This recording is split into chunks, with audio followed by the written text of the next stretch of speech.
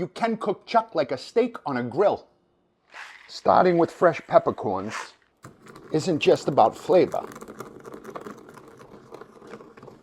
It's also about getting the right texture. Fresh garlic and always fresh rosemary and coarse salt will act as our agitator. I want to work this into a paste.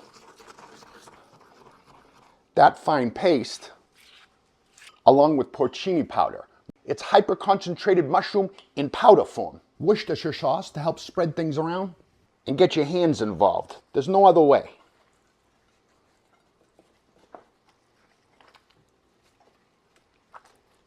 But that piece of chuck needs a string to hold it together.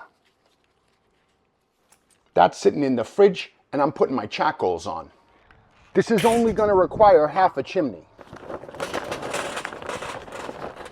We don't need it quite full, but we do need to get those charcoals going.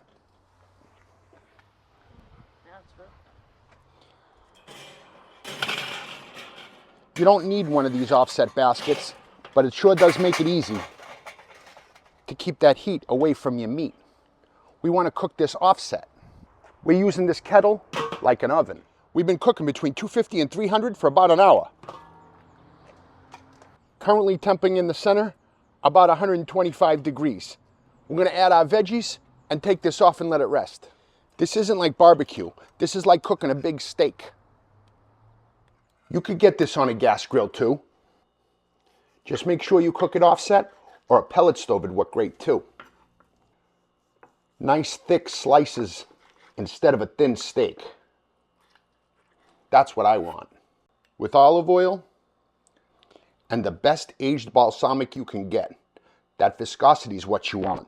If not, use a glaze like this. The crust on the outside of that with the pepper and the garlic and the rosemary. Oh my God, I love the flavors on that. The porcini, the pepper, the garlic, the balsamic. That's a steak. Affordable steak for the whole family.